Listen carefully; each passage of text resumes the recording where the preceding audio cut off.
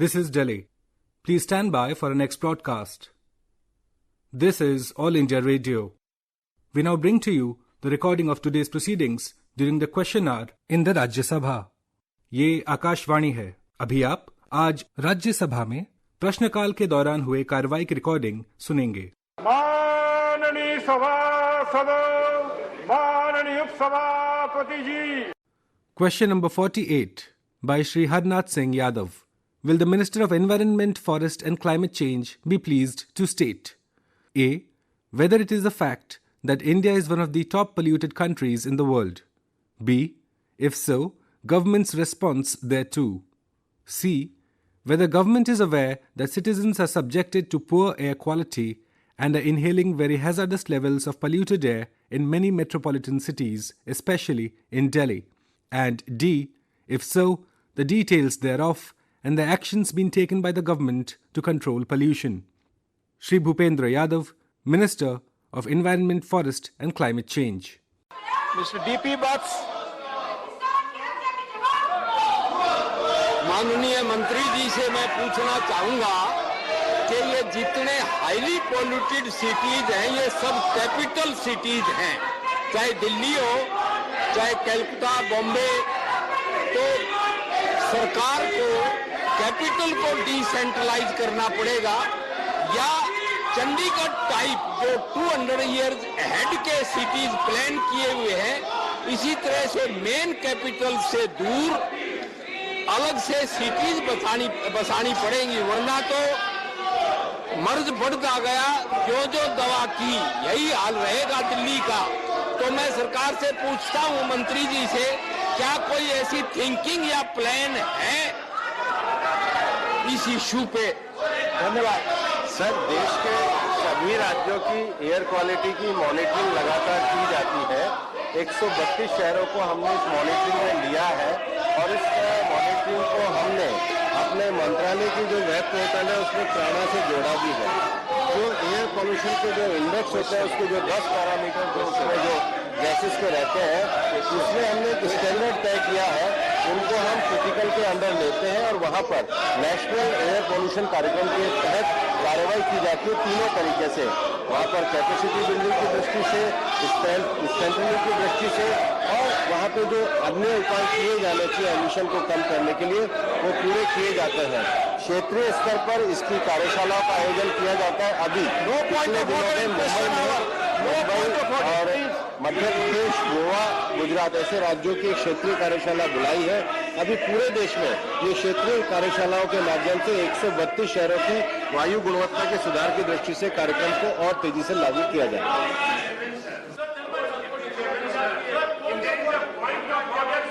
In question hour, Mani Anand Sharma ji, question hour is not entertained. The house is not in order. Please, Mani V. Vijay Sai Reddy, आप put your question. Your question. Sir, Andhra Pradesh is the home for several Buddhist sites located in Visakhapatnam, Amaravati and Nagarjunakonda. I would like to know from the minister what steps are being taken for promotion, maintenance of these sites, development of these sites. Thank you.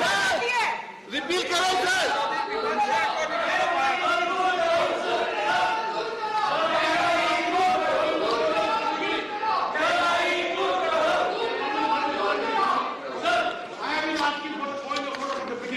Point of order in question hour, please, sir, please, sir, please,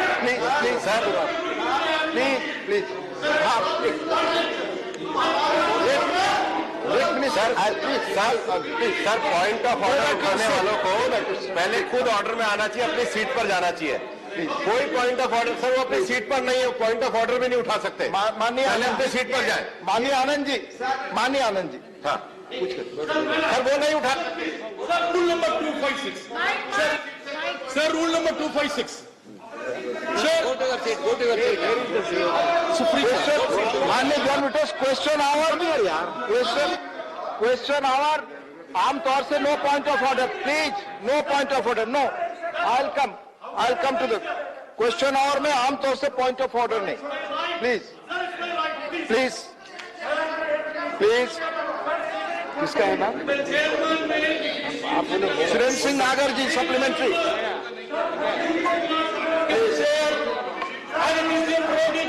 मंत्री से जानना चाहता हूं कि जो coal based हमारे power generation plant है, खासतौर से एनसीआर में, उनका पॉल्यूशन में कितना कंट्रीब्यूशन एनसीआर में है, और क्या सरकार एनसीआर क्षेत्र में जो कोल बेस्ड हमारे पावर जनरेशन प्लांट है उनको गैस बेस्ड कन्वर्ट करने पर या नए जो प्लांट आ रहे हैं उन पर रोक लगाने का कोई विचार कर रही है? एनसीआर में बदरपुर का कोल प्लांट जो है वो बंद किया गया है। अभी हम लोगों ने इस बात को भी करा है कि बायोफ्यूल का कुछ मात्रा में उसमें इस्तेमाल किया जाए, लेकिन जो एनसीआर के अंतर्गत जो कोल प्लांट है वहां पर कड़े पर्यावरण के नियमों को लागू किया गया। Question number 49, question number 49, Shri KRN Rajesh Kumar. Question number 49 by Shri KRN Rajesh Kumar. Will the Prime Minister be pleased to state A. The details of electricity being generated in the Nuclear Power Corporation of India Limited NPCIL units of Kudankulam and Kalpakkam in Tamil Nadu during the last 3 years, year-wise details thereof. B. The details of units distributed to the states of Tamil Nadu by government during the last 3 years. C. The percentage of share of the state government of Tamil Nadu and the union government in this distribution. D. Whether the state government of Tamil Nadu has requested for more allocation. And E. If so, action taken by the government on this request. Dr. Jitendra Singh, Minister of State, Independent Charge, Prime Minister's Office. माननीय मंत्री जी। सभापति महोदय, उत्तर सभा पटल पर रख दिया गया है। First supplementary. Honorable respected Vice Chairman sir, I thank you for opportunity given to raise the first question. In this moment, I would like to extend my thanks and gratitude to my beloved leader, Honorable Chief Minister of Tamil Nadu, Thalaivar Thalapathy and Annan Udayanidhi for sending me this upper house. The Honorable Minister to reply to the Lok Sabha unstarred question number 4668 dated 24 March 2021 and started the respected of the Kudankulam project 3 and 4 which are expected to complete in 2023. After the sanction of the cost of Be brief. 84 crores, only the 6,700 crores has been allocated in 2021. No, it will not open. You have to be very brief in your question. Oh, please. It's not a statement. No, Please, I'll not go. in Kalpakkam project, they extended the company in 2022, sanction the cost is for Please, no, you are putting Mr. Rajesh Kumar. rupees 70 crores and allocated in 2020, which are very meager in nature, keeping in the view. Thank you.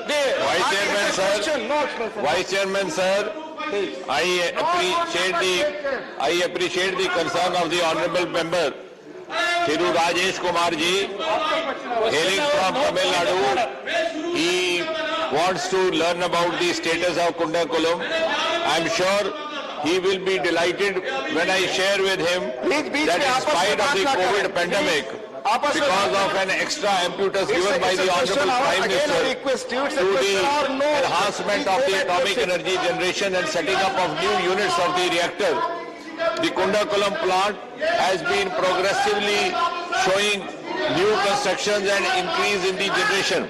Now, as far as his question relating to the completion of the third and fourth unit is concerned, he will be happy to know that when this government came in 2014, in the end of 2013, Kudankulam first unit had just been established, but it was during this government, under the guidance of Honorable Prime Minister Shri Modi, that of 2014 onwards, the unit 1 became functional.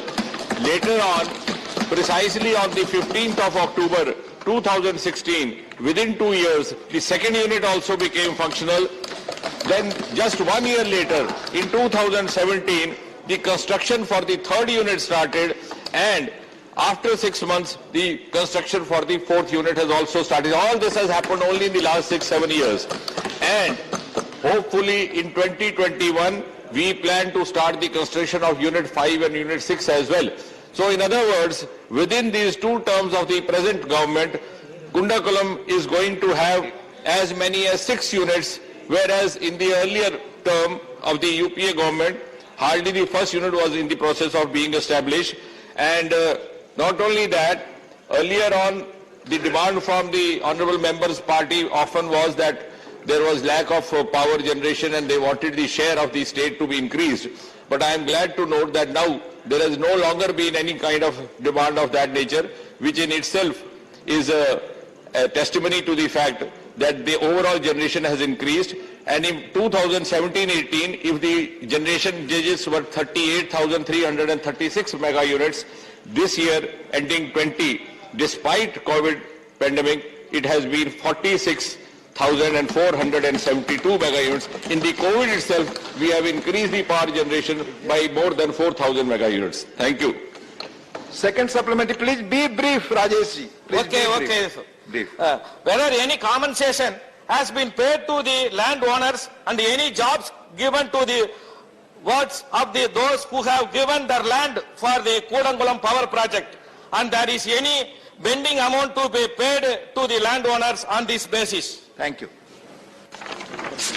No, I appreciate the honourable member's concern, but the matter of fact is that not only the land compensation is being taken care of, even the other aspects of it are being taken care of. In fact, in spite of the COVID pandemic, the NPCIL, which is looking after the Kundakulam project, was taking care not only of its labourers and workers, but also of the COVID victims around. And it had arranged railway trains to transport back labourers who hailed from Bihar, from Tamil Nadu to Bihar.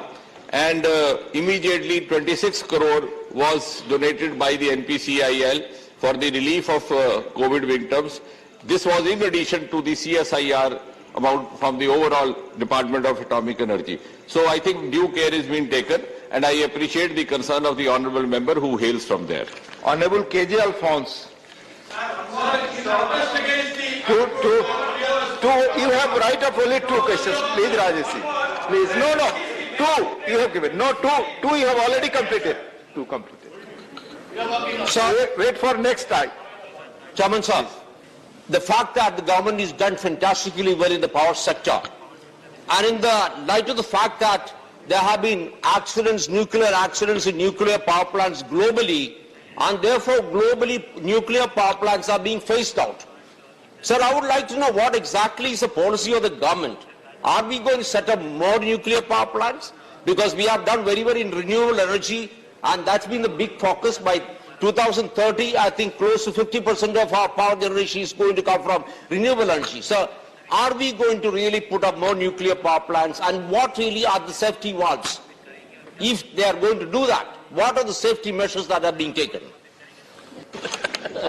Deputy Chairman, sir, I am glad that honourable member has put this question, because this gives me an opportunity to share with the August House that it was during the tenure of this government, with the direct intervention of the Honourable Prime Minister, a bulk approval of 10 indigenous reactors was done in a single cabinet decision, which is a record in itself which had never happened in the history of independent India. Not only that, in order to promote the setting up of new projects and to overcome the financial constraints that are faced in such situations, Prime Minister took an out-of-box decision of allowing the Atomic Energy Department to enter into joint ventures, which was never happening before. And the insurance pool has also been increased. And therefore, this is certainly going to lead to increased number of projects, not only in the terms of the number of projects, as the honourable member has rightly pointed out, which of course I can give the figures also. By 2024, you will have 9 nuclear reactors plus 12 new additional which were approved during the COVID time with a capacity of 9,000 megawatts. 5 new sites are also being identified. What is also remarkable is that earlier on all these nuclear plants were limited to a few states, a handful of states like Andhra Pradesh, Tamil Nadu, etc. Now we have moved northwards also. We are going to have a nuclear project, the first of its kind in North India, just about 150 kilometers from the place where we are right now sitting. It's a small township called Gorakhpur in Haryana. So we have not only increased the number, but also tried to make it a pan-India generation project. Thank you. Mr. C.M. Ramesh. Sir, what is the per unit cost of the nuclear, and comparatively to other like solar, thermal, it is either cheaper or costly? And also, what is the capex cost per megawatt? Thank you. Thank you. So I am glad this is a question of common concern, but of course all of us would appreciate that in the times to come, nuclear energy is going to be one of the most important sources of alternative energy or clean energy for the increasing energy demands of this country. Now, as far as the cost precise is concerned, though it varies from plant to plant also on the age of the plant, on an average it comes to about 3 rupees per unit. For example, Kundakulam has a larger cost, maybe 4 point some rupees. Tarapur is now almost half a century old, so cost is less. But overall it is coming like that. But I'm sure in the times to come, the cost will further reduce as we have more number of plants, as well as they also age and start generating more. And at the same time, the other sources of energy will also start switching over to the atomic energy. Thank you. That has already been increased from time to time. It was in the year 2019, the Prime Minister took a decision to give us 10,000 crore per year budget of, and this year budget also was rupees 17,796.24 crore. So correspondingly, for the next 10 years also, there is a plan to increase the budget by 10,000 crore per annum. माननीय महेश पोद्दार जी. धन्यवाद सभापति महोदय. नाभिकीय विद्युत उत्पादन में इस सरकार में उल्लेखनीय प्रगति हुई है. हम इसका स्वागत करते हैं. मैं माननीय मंत्री महोदय से जानना चाहूँगा कि अब तक विदेशी तकनीकी पे ये विद्युत संयंत्र स्थापित होते थे. मैं जानना चाहूँगा कि स्वदेशीकरण की यात्रा में हमने इस मामले में किस हद तक रास्ता सफर किया है और कितनी प्रतिशत तकनीकी हमारी इसमें इंडिजिनस हो गई है. धन्यवाद. उपसभापति महोदय, आदरणीय सदस्य ने एक बड़ा महत्वपूर्ण प्रश्न पूछा है जो आप सबके लिए इस समय प्राथमिकता का विषय है, आत्मनिर्भर भारत को लेकर के. और उन्हें जानकर के खुशी होगी कि पहले हमारे अधिकतर प्रोजेक्ट रूस और फ्रांस के सहयोग से हुआ करते थे.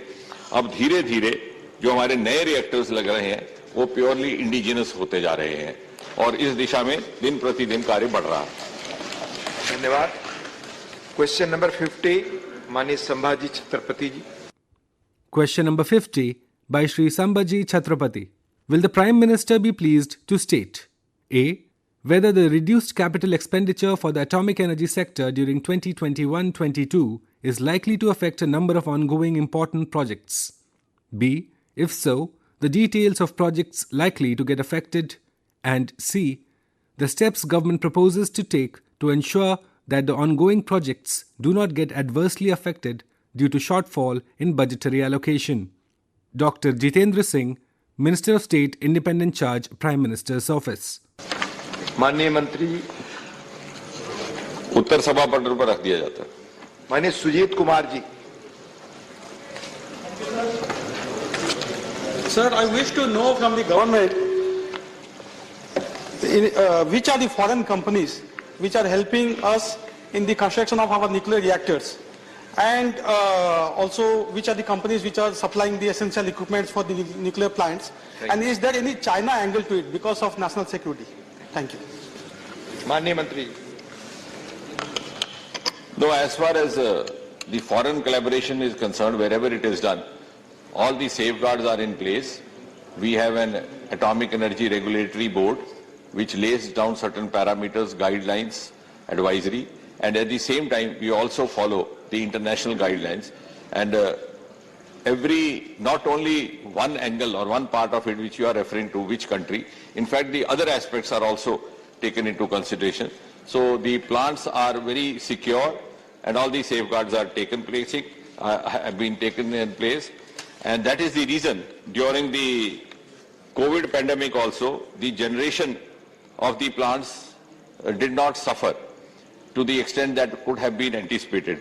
If you see broadly, major projects are in collaboration with, as I said in my response to the earlier question, with Russia, France, and also USA, which have a company called Westinghouse, which is also under the government-linked company.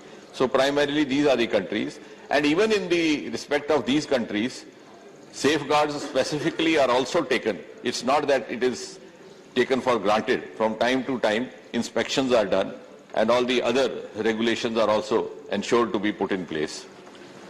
Manya Vijay Sai Reddy.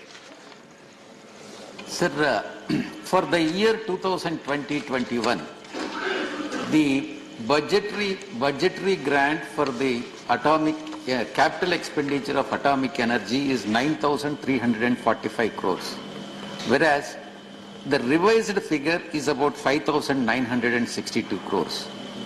But Honorable Minister has, in the earlier question, has stated that he has, during the current regime, so many power projects have been granted, nuclear power projects. In reality, there is the gap between the original estimates and the revised estimates is about 3,383 crores, underutilization, under spending. So may I know what are the reasons for the underutilization of? Thank you. Thank you. No, I agree with the honourable member. There's been a shortfall which happened in all the ministries, all the departments. It is not specific to this department or this ministry. This was mostly on account of COVID. And but in spite of the shortfall, this will not lead to any major adverse effects as far as generation is concerned, because, as I said, the generation actually has increased over the years because of the proactive involvement of our scientists and our workers. And not only that, in spite of this shortfall of the amount which you are mentioned between the budget and the allocation and the budget later approved, NPCIL, which controls these atomic energy plants, has been in a position to make monetary contributions to the cause of COVID, 26 crore directly, and in the form of CSR more than rupees 42 crore. In addition, it also, I would use this opportunity to place on record, its contribution in the times of COVID has been miraculous.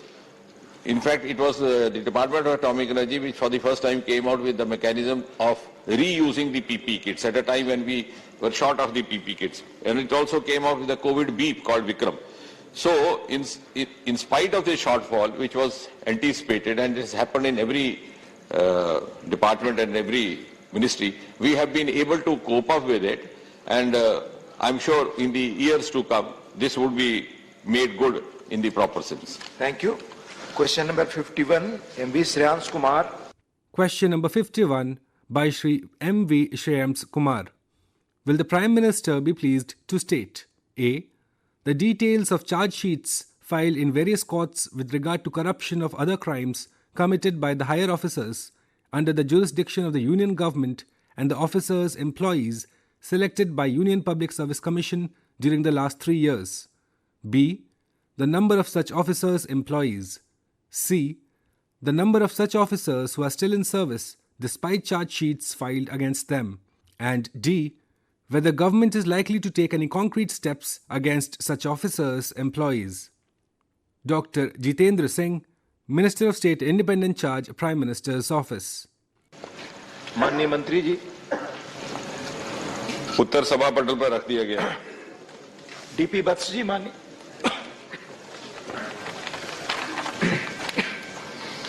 माननीय सभापति जी, आपके through I will like to ask the honourable minister that as a policy of zero tolerance against corruption, the officers have been compulsorily retired, trapped and charge sheeted. But this is mostly central government officers. The officers selected by UPSC, which are seconded to states, they become immune to the central investigative. Question माननीय वत्स जी briefly question करें. हाँ, question कर रहा हूँ जी, question. मैं मंत्री जी से ये पूछना चाहता हूँ कि जो अफसर स्टेट्स को सेकेंडेड हो गए, वो एक तरह से इम्यून है सीबीआई से. उसके बारे में सरकार इम्यून कैसे है कि स्टेट गवर्नमेंट की परमिशन लेनी पड़ती है उनको ट्रैप करने के लिए, और छोटी स्टेट्स में ये लीक हो जाती है permission.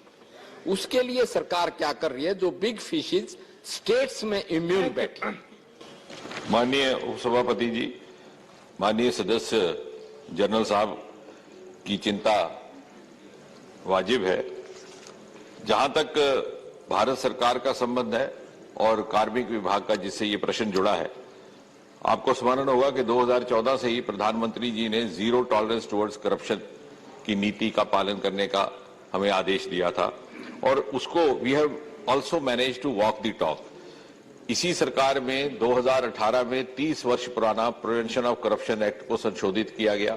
The bribe giver was also made culpable and certain safeguards for good performing officers also were done.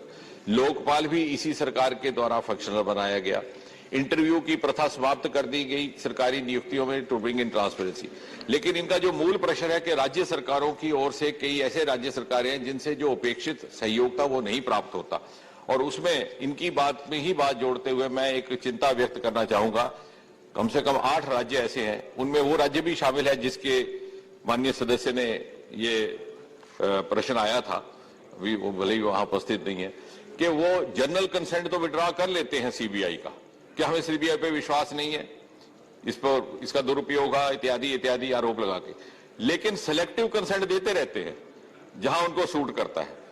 So they don't trust CBI and withdraw the general consent, but they trust CBI when it suits them to fix their adversaries. तो मुझे लगता है it requires a larger introspection, political level, moral level and also proprietary level. हमारे पास बड़ा खूबसूरत उदाहरण है गुजरात प्रदेश का. 2014 से पहले इतने सारे सीबीआई के केस दर्ज कर दिए गए थे गुजरात सरकार के ऊपर, मंत्रियों के ऊपर, मुख्यमंत्री पर भी आरोप थे, लेकिन एक बार भी गुजरात की राज्य सरकार ने जनरल कंसेंट विड्रॉ नहीं किया था, बल्कि सीबीआई के साथ सहयोग किया. तो मुझे लगता है कि जनरल साहब ने एक बड़ा महत्वपूर्ण विषय उठाया है, which requires a larger introspection. धन्यवाद. माननीय बृजलाल जी.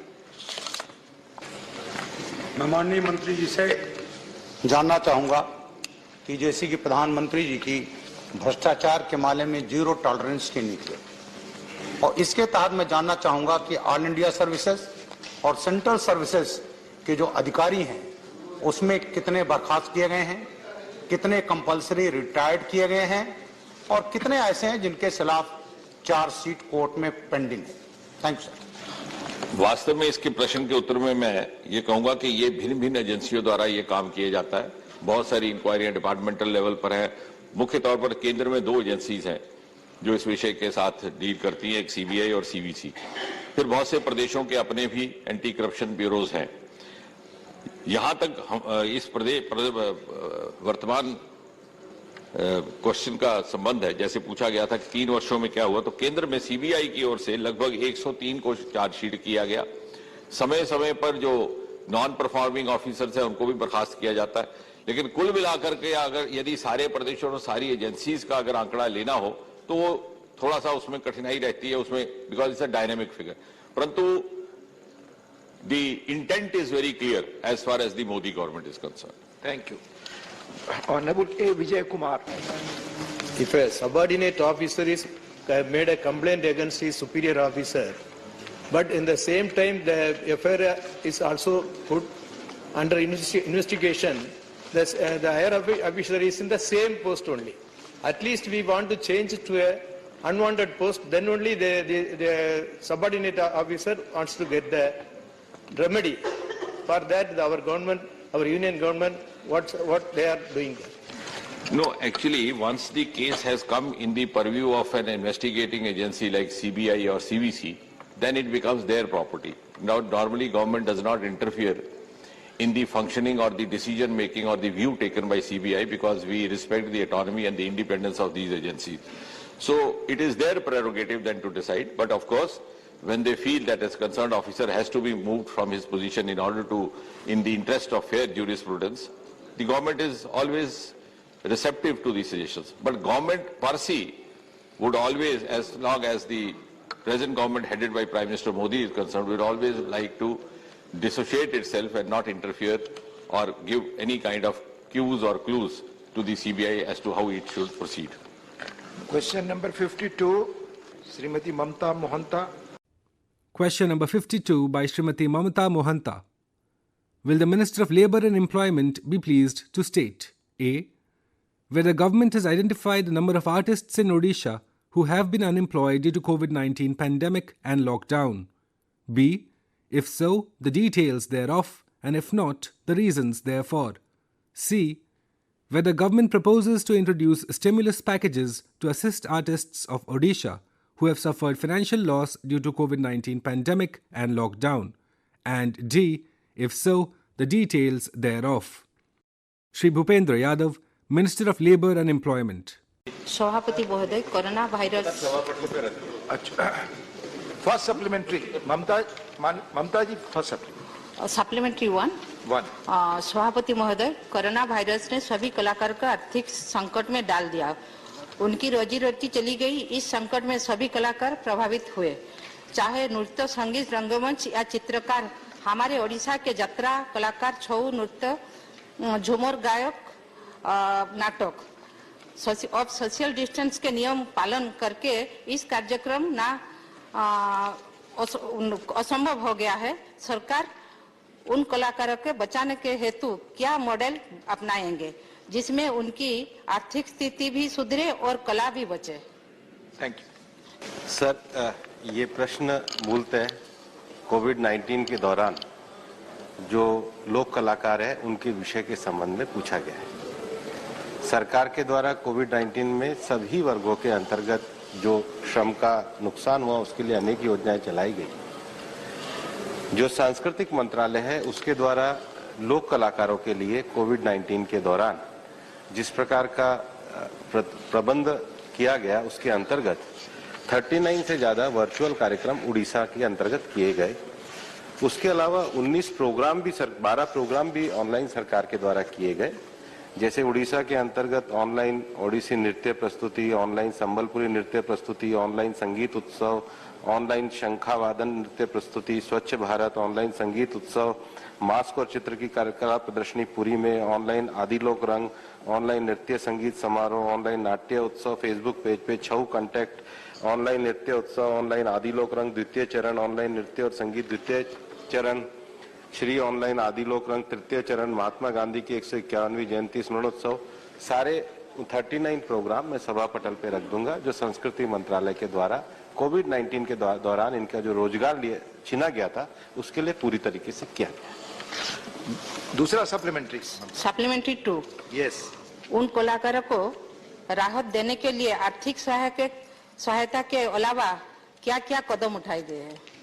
सर, कलाकारों को आर्थिक सहायता के अतिरिक्त सरकार के द्वारा संस्कृति मंत्रालय द्वारा कोविड-19 महामारी के दौरान वित्तीय सहायता के लिए कोष अनुदान योजना के तहत वित्तीय सहायता, बौद्ध तिब्बत कला संस्कृति के लिए वित्तीय सहायता, सांस्कृतिक समारोह अनुदान योजना, कला संस्कृति को बढ़ावा देने के लिए छात्रवृत्ति फेलोशिप योजना, राष्ट्रीय उपस्थिति वाले सांस्कृतिक संगठनों को वित्तीय सहायता, हिमालय की सांस्कृतिक सहायता के संरक्षण, कलाकारों के पेंशन और चिकित्सा सहायता योजना, सेवा भोज योजना, स्टूडियो थिएटर सहित अनुदान बनाने के लिए प्रदर्शनी और सांस्कृतिक गतिविधियों के लिए सांस्कृतिक मंत्रालय के द्वारा किया गया। और अन्य जो सारे कार्य जो रोजगार उत्पादन के लिए भारत सरकार के द्वारा कलाकारों के अतिरिक्त अगर कोई अन्य व्यक्ति भी रोजगार के अंतर्गत इसमें प्रभावित रहता था तो भारत सरकार के द्वारा विभिन्न मंत्रालयों के द्वारा रोजगार उत्पादक कार्यक्रम भी किए गए, जिसके अंतर्गत श्रम रोजगार मंत्रालय के अंतर्गत 3 योजनाएं, आत्मनिर्भर भारत रोजगार योजना, प्रधानमंत्री रोजगार योजना, राष्ट्रीय कैरियर सेवा योजना, ग्रामीण विकास मंत्रालय के अंतर्गत महात्मा गांधी राष्ट्रीय ग्रामीण योजना, ग्रामीण प्रधानमंत्री गरीब कल्याण रोजगार योजना, आजीविका राष्ट्रीय ग्रामीण योजना, पंडित दीनदयाल उपाध्याय ग्रामीण कौशल योजना, उसके अतिरिक्त आवास शहरी मंत्रालय में प्रधानमंत्री स्वनिधि योजना, शहरी क्षेत्र में दीनदयाल अंत्योदय योजना, सूक्ष्म लघु मध्यम उद्योग में प्रधानमंत्री रोजगार कार्यक्रम योजना, वित्त मंत्रालय में प्रधानमंत्री मुद्रा योजना, कौशल विकास में प्रधानमंत्री कौशल विकास योजना, कौशल विकास उद्यमशीलता में राष्ट्रीय शिक्षुता प्रोत्साहन योजना और इसके अतिरिक्त भी 13 मंत्रालयों के द्वारा उत्पादन से जुड़ी प्रोत्साहन योजना को लागू किया गया। व्यापक रूप से सरकार के द्वारा कोविड-19 के दौरान असंगठित क्षेत्र में जिनका भी रोजगार का शरण हुआ उसके लिए व्यापक योजनाओं को लागू किया गया। माननीय प्रश्न आचार्य जी। The Honorable Minister, in his reply to this question, has stated that 1.5 lakh folk artists have been identified and enrolled by the Government of Odisha under Artist Federation Scheme. And at the same time, he has also answered that financial assistance to the tune of only rupees 9.27 crore has been extended to artists as remuneration. I would like to know from the Honorable Minister, is this amount enough to meet the total requirement of the total number of artists that has been enrolled under the scheme? And sir, during the COVID-19 period, as all of us know, the artists of the country, like other section of the people, underwent severe financial hardship. And during that time, the pension entitled for the artists, the national pension, was not released by the ministry. So I would like to know from the Honorable Minister, what was the total amount required annually to pay pension to the artist, and what was the total amount released by the ministry for this purpose? Thank you. धन्यवाद sir. आपने जो उत्तर पढ़ा है उसका केवल पहला paragraph पढ़ा है, जिसके अंतर्गत ये लिखा गया है कि सांस्कृतिक मंत्रालय भारत सरकार ने कोविड के दौरान कलाकारों को पारिश्रमिक के रूप में 9.27 करोड़ की वित्तीय सहायता प्रदान की गई। जो दूसरा पैराग्राफ है इसके उसमें लिखा है, इसके अलावा अपार्ट फ्रॉम दिस सांस्कृतिक मंत्रालय कृषि अनुदान योजना में वित्तीय सहायता जो मैंने पढ़ी है उसके अंतर्गत जो मेरे पास तथ्य सांस्कृतिक मंत्रालय के द्वारा उपलब्ध कराए गए हैं उसके अंतर्गत 5,462.64 इतना लाख रुपए का जो अनुदान है वो दिया गया, जिसको मैं सभा पटल पे रखूंगा। Thank you. माननीय जीवीएल नरसिम्हा राव।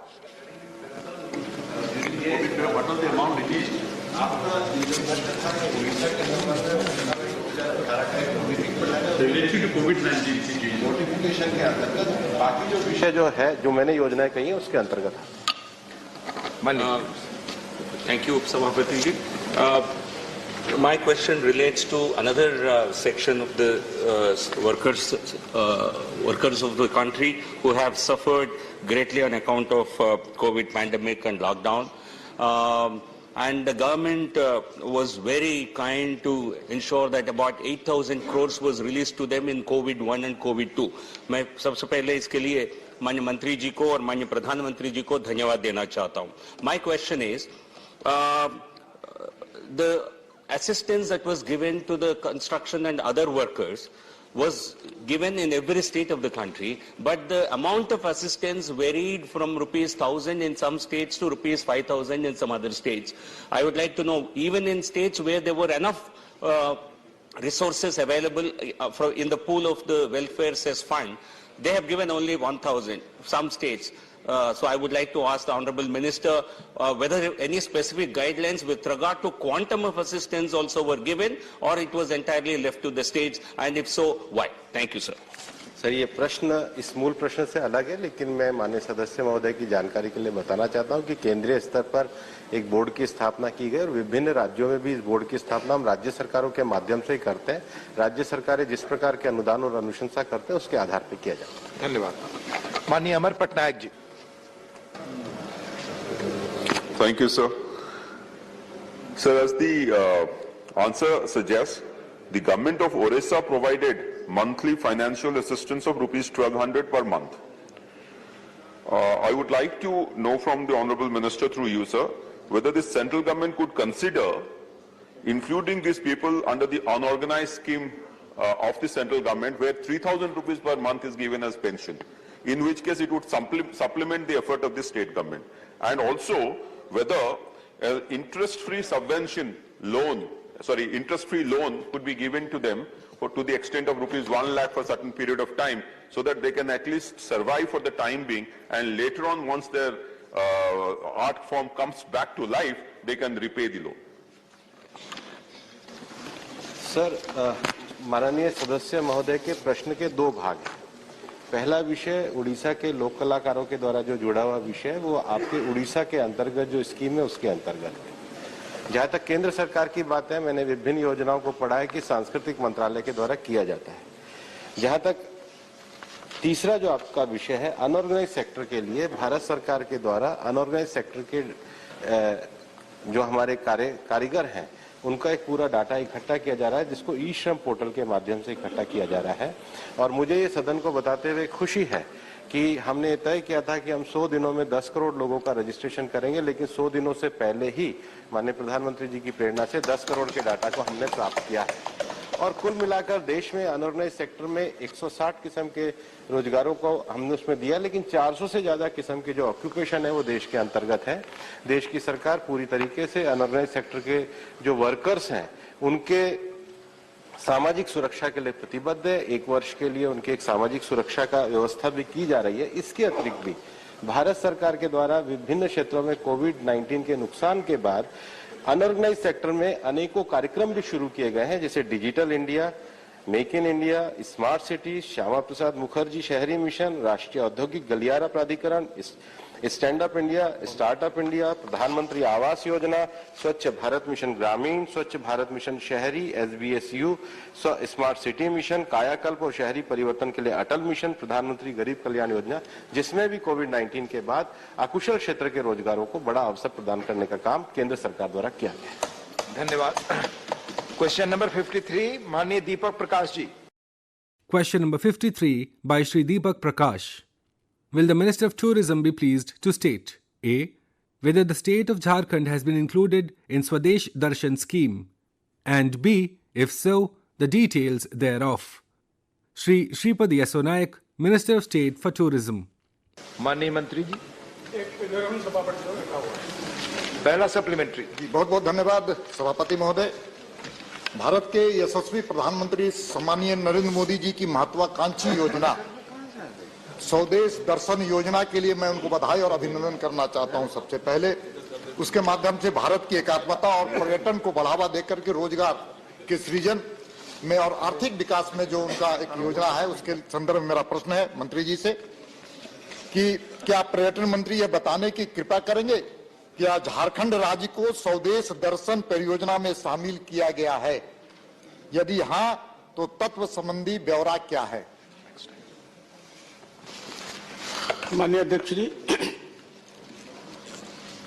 स्वदेश दर्शन स्कीम में हमने झारखंड को 52.72 करोड़ का 6 डेस्टिनेशन पर एक प्रोजेक्ट दिया हुआ है। ये प्रोजेक्ट 2018 में सैंक्शन हुआ था और इस 6 डेस्टिनेशन से 4 डेस्टिनेशन में प्रोजेक्ट का काम हुआ है, ज्यादा हुआ है। 2 डेस्टिनेशन में अभी तक शुरू नहीं हुआ है क्योंकि वहाँ की थोड़ी राज्य सरकार से कोई डॉक्यूमेंटेशन ये सब बाकी था। तो साधारणतः ये जो 6 प्रोजेक्ट अलग अलग डेस्टिनेशन पे है, उसमें है डालमा, चंदील, जेटलसूर, वैसे मिर्जाइया, बेटला नेशनल पार्क आणि नेतरहट। साधारणतः तो पहला जो डालमा प्रोजेक्ट है उसका फाइनेंशियल प्रोग्रेस 5% है और फिजिकल प्रोग्रेस 10% है। बाकी जो चंडील और गेटालसूर का अभी तक काम शुरू नहीं हुआ है। साधारण मिर्चैया का प्रोजेक्ट जो है 338 करोड़ का लैक्स का जो प्रोजेक्ट है उसके 67% वो आगे चला है, फाइनेंशियल इसमें हो गया और 79% कंप्लीट हुआ है। वैसे ही बेटल नेशनल पार्क जो है वो पार्क का काम ऐसे 86% फाइनेंशियल प्रोग्रेस हुआ है और 86% फिजिकल प्रोग्रेस हुआ है। नेटालहर का जो दूसरा प्रोजेक्ट है उसका 39% फाइनेंशियल प्रोग्रेस हुआ है और 39% फिजिकल प्रोग्रेस हुआ है। और ये छोड़ के बाकी जो साइनेजिस वगैरह जो है ये बहुत 58% उसका फाइनेंशियल प्रोग्रेस हुआ है और 65% हुआ है। ये कुल मिला के ये प्रोजेक्ट थोड़ा लंबा चला। आप तो जानते हैं सभापति महोदय कि कोरोना के कारण 2 साल तो पौने 2 साल तो ऐसे ही चले गए। हम चाहते हैं कि अगले आने वाले समय में जल्दी से जल्दी ये प्रोजेक्ट पूरे कर दिए जाए। सेकंड सप्लीमेंट्री माननीय महोदय, मेरा सप्लीमेंट्री ये है कि जिस प्रकार से प्राकृतिक दृष्टिकोण से झारखंड बहुत ही अमीर है, नेतरहाट बेतला की बात कर रहे हैं, लेकिन इटखोरी एक ऐसा स्थान है जहां पर सनातन, जैन और बौद्ध तीनों का वो मिलन स्थल है और वो एक आस्था का विषय है। और दूसरा इसी से मेरा जुड़ा हुआ समय है कि जनजाति वहां पर इसी सवाल है सर, एक ही सवाल है केवल 15 नवंबर को जनजाति गौरव दिवस प्रधानमंत्री जी ने घोषित करके वहां के जनजाति समाज को एक बड़ा, हम कह सकते हैं, एक बड़ा सम्मान देने का काम किया है। उसी संदर्भ में मेरा यही प्रश्न है कि जैसे वहां पर पवित्र स्थल है ट्राइबल का सर, जैसे संथाली समाज के लिए लुगुबुरु, मुंडारी के लिए एक ही सवाल माननीय दीपक जी रखें, एक ही सवाल। एक उरांव का जैसे सीरा सीता है, तो क्या जो आदिवासी समाज का आस्था का स्थान है, पवित्र स्थल है, क्या इसको इस योजना में जोड़ने की सरकार की कोई योजना है क्या? ये आपके सुझाव है माननीय मंत्री जी उस पर?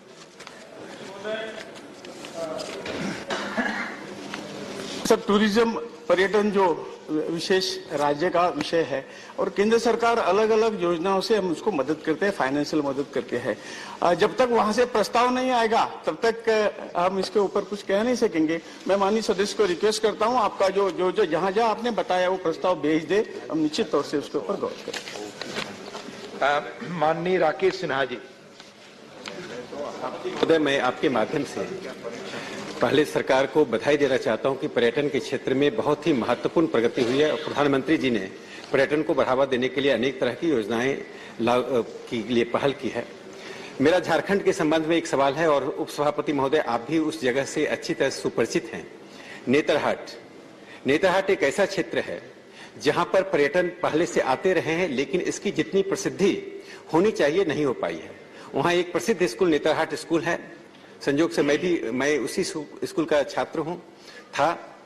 क्या नेतरहाट को बढ़ाने के लिए और नेतरहाट को अंतर्राष्ट्रीय मानचित्र पर लाने के लिए, चूंकि उसके पर्यटन स्थलों की इतनी प्रसिद्धि है और अंग्रेज काल से उसकी अनेक तरह की ऐसी कहानियां हैं और बिहार की राजधानी शीतकाल में नेतरहाट होती थी, वहीं पर गवर्नर जाकर रहते थे।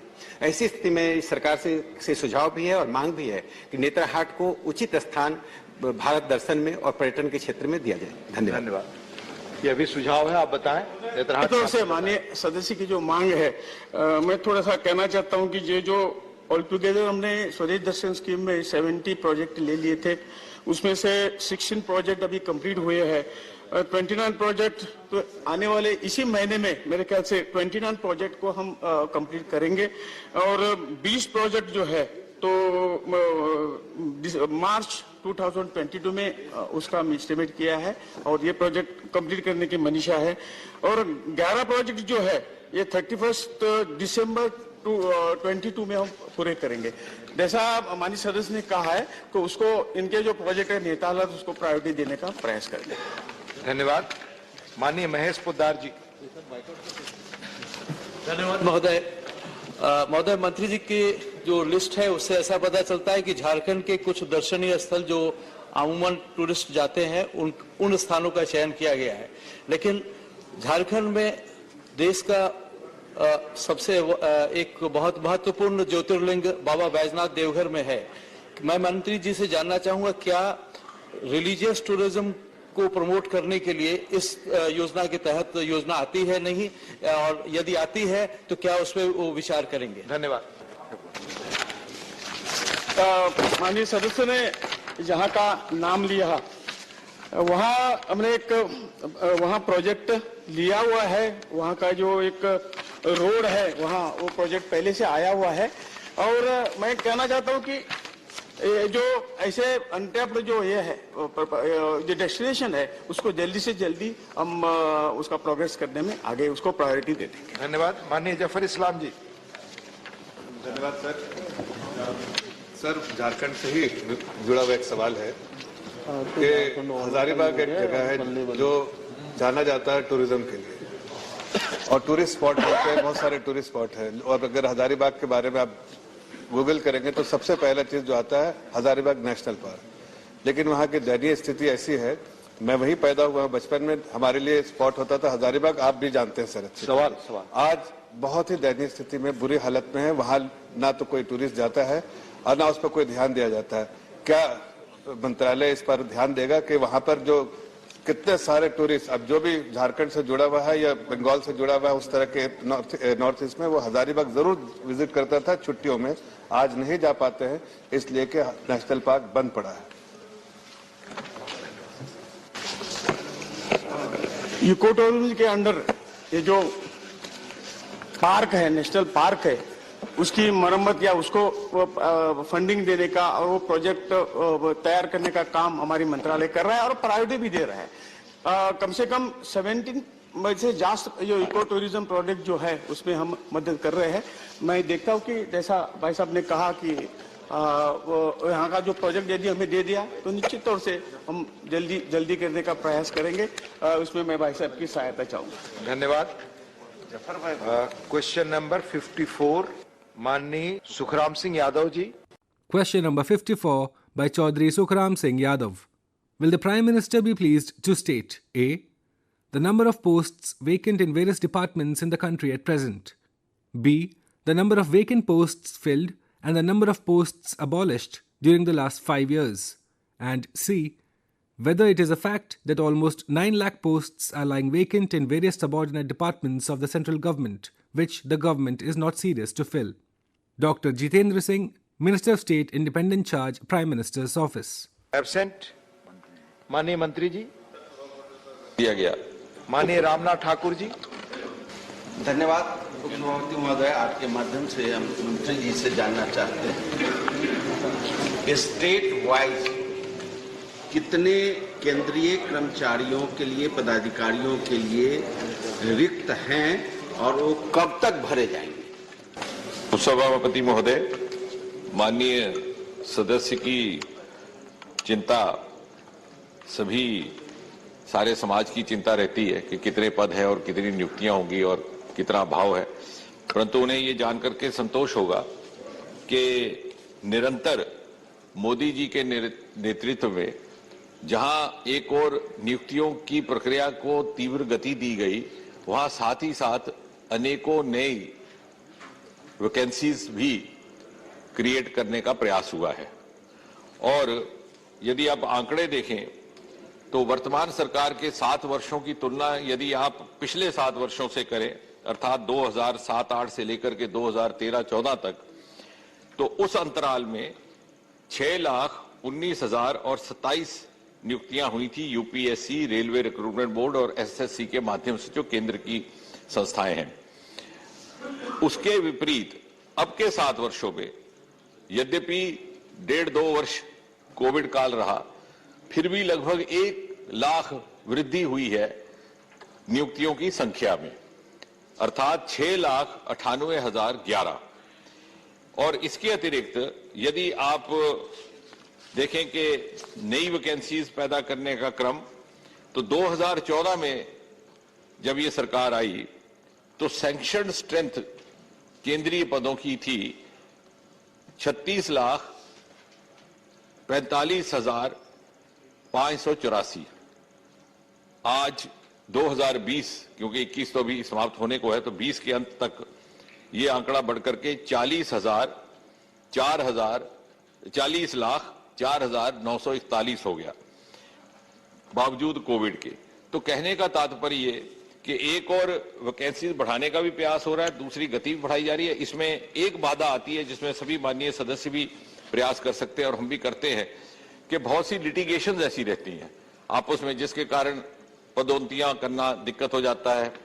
अगर की जाए तो एडहॉक की जाए तो उसके लिए भी कभी कभी रिट हो जाती है, लेकिन सरकार की ओर से किसी प्रकार का विलंब या कमी नहीं रहती, बल्कि इसको और ज्यादा पारदर्शिता लाने के लिए 2016 पहली जनवरी से इंटरव्यू की प्रथा भी समाप्त कर दी गई और आने वाले समय में इसको और सरल बनाने के लिए एक कंबाइंड एलिजिबिलिटी टेस्ट रहेगा, नेशनल रिक्रूटमेंट एजेंसी के तहत हमारी तो कल्पना ये थी कि इसी वर्ष अक्टूबर में उस तरह का पहला टेस्ट हो जाता, जिससे कि देश के प्रत्येक जिले में एक सेंटर रहेगा।